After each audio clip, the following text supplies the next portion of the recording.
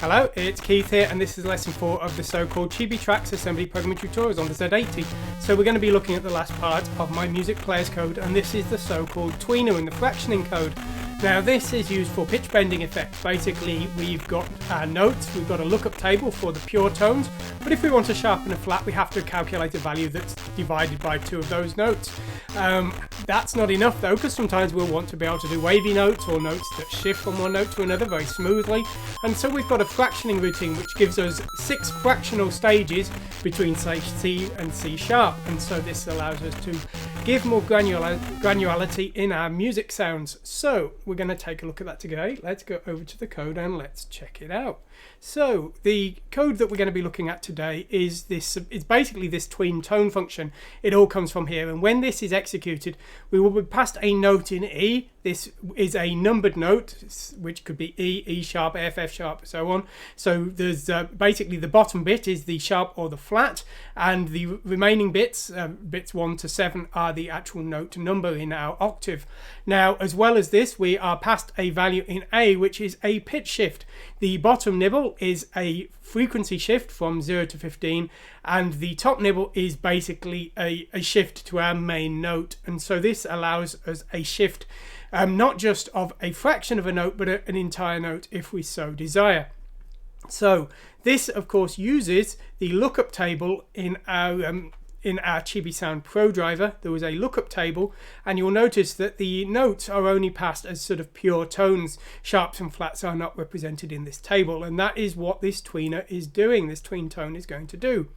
So the first thing we're doing here is we are backing up A, and we're then shifting, and we're just going to get the top part which is the offset to the main note. So we're taking that, shifting it to the bottom nibble and adding E, which is our note number, and we're then going to use this as the offset to get the tone. So this get chibi tone will get one of the notes within the octave, but it will calculate the sharps and the flats, and you can see this just here. So this is basically going to get the octave here. There's of course 2 bytes for each entry in this octave, and so what it's doing here is it's resetting the bottom bit of E, so basically multiplying the remaining 7 bits by 2, if you want to think of it like that. We're going to get an even byte aligned value then, and so what we're going to do here is we're going to read in a 16-bit value here. So we've now read in one of these things that I'm calling a pure tone, and then what we're going to do next is we are going to, if I select the right assembly file, what we're going to do next is we are going to check the bottom bit. We reset it here, but we did back up the original value, and we're going to see if that's a 0, because if it is, we want the pure tone, but if it's not, then we're going to calculate either a sharp or a flat, just depending on which side of the note it is. Sharps and flats are just halfway between 2 full tones, so a sharp and a flat numerically doesn't matter. So we're getting the value here, and if we do need to calculate that offset value, we're going to divide the value we just got by 2. We're then going to increase our pointer and read in the following byte. We're going to divide that as well by 2, and then we're going to add the 2 together, because basically if we want to calculate C sharp, what we would do is we will get C, divide it by 2, get D, divide it by 2, and then add those 2 together, and that is effectively what we just did here. That's what we just did there. We've divided those 2 values by 2 and add them together. So get chibi tone will get your C, C sharp, D, D sharp, and so on. So that, and of course the flats as well. So that's what that's doing there. Now we've done that here, but what we're then going to do is we're going to then look at the remaining nibble of the accumulator, which is the fractional offset. Now if that is not 0, then we are going to calculate a fractional offset, and the way we do this is we get the next tone along. So we're incrementing E by 1, and we're reading in another tone, calculating as well as sharp and the flat of course, and so we've now got 2 tones that we can then calculate a fractional value from 0 to 15 between, and the function we use to do this is called tween16HLDE. Now this is in a separate file, and basically what this does is it takes a value in DE and a value in HL, and it calculates basically a fractional position from 16 fractional positions between those two values. And so depending on the value in A, if the value in A was 0, we would get entirely HL. If the value in A was 16, we would get entirely DE. If the value in A is 8, we will get halfway between the two, and any other value from 1 to 15 will give a relative fraction between HL and DE. And so this allows us to get a smooth tone between the two values that we read in from our lookup table. So the first thing we're going to do is we're going to actually check if the accumulator is 0. If it is, then we just want to return the value HL. The return value is passed in HL here, so if the accumulator is 0, then we actually just want to return 100% of HL anyway, so there's nothing to do. If it's not, then we want to actually do the fraction. And so what we're going to do is we are going to calculate the fraction first of DE, so we're swapping HL and DE here, and we're running the fraction 16.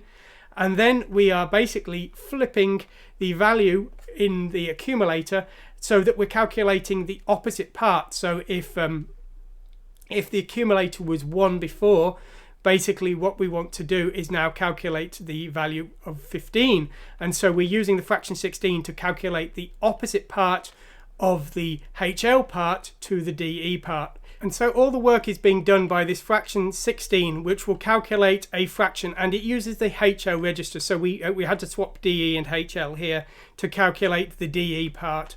Now, the way that this does this is it's basically a crude division routine. So what we're going to do is we are going to effectively multiply HL by A divided by 16. That is kind of the formula that you could think of this as doing.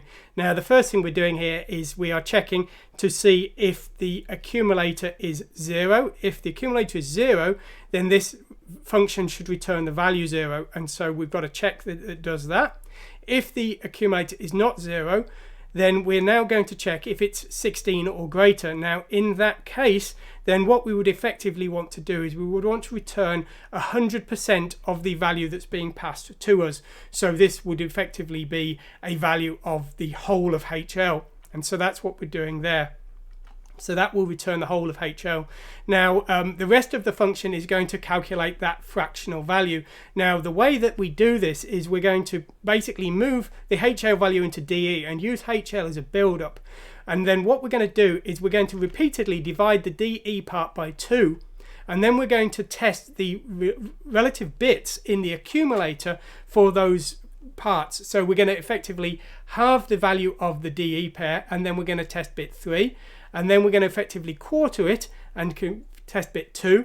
Then we're going to divide it by 8 and test bit 1. And then we're going to divide it by 16 and test bit 0. And in all of those cases, we're going to add that divided part of the original HL that's now in DE to the build-up in HL.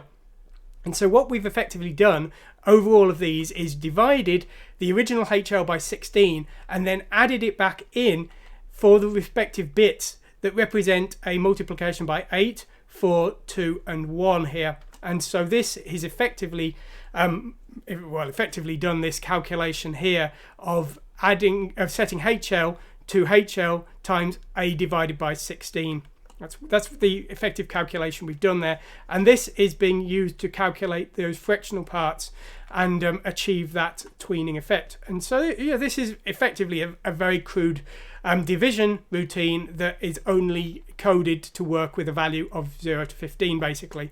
I have done a more advanced division routine before that was could work with much larger ranges of division, but it would not be as efficient as this very simple one that is just designed to give granular values, and it's effectively designed to calculate between values in a lookup table where we've only got 16 values but we want to simulate 256. That's what it's designed to do, and it's something I did before with sine tables as well in another little game I was writing, so this is something I'll be using again.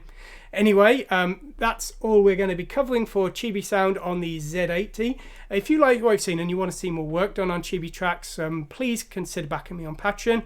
I'll be honest, I'm new musician, so this isn't something that comes naturally to me as a skill or an interest.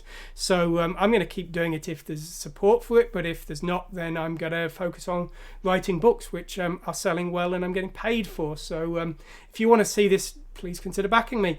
We're going to carry on with ChibiTracks anyway. We're going to go on to the 6502 and the 68000 because I've got this program working on those as well. So there's more to come. Please like and subscribe if you want to see that. Anyway, I hope you've enjoyed what you've seen today.